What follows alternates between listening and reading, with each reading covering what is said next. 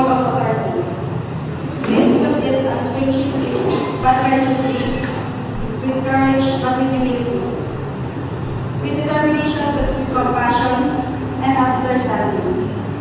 As you accept this going government and the authority that goes with it, may God bless and help you in all your undertakings. Congratulations. Pastor and Governor Maria Teresa Estizo, I do hereby accept this gong and table as a symbol of my authority for Kiwanis here at Administrative Year 2024-2025 with the theme of From Better to Best, Building of Kiwanis.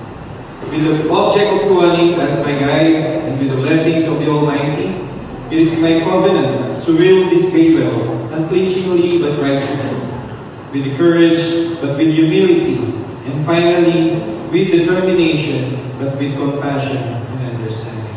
So be it.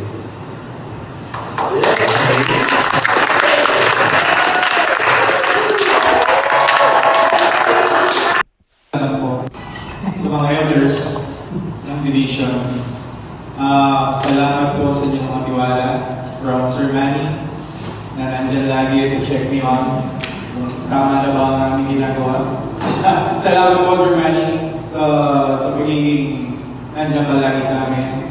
Kay Kuya Owen na laging sumusuporta sa likod namin. Si Sir Jim na nandyan nag-i-snack sa amin sa ating mga gagawin kasi siya sa Education Committee. And si Ma'am Lauren na laging nandyan to check on us as well in supporting our organization and the Division 2B. Salamat po. Samahan niyo po muli ako kung paano po natin sinamahan ng Light Up Kiwanis team. It's a good challenge for us as well kasi we are now laying us the foundation.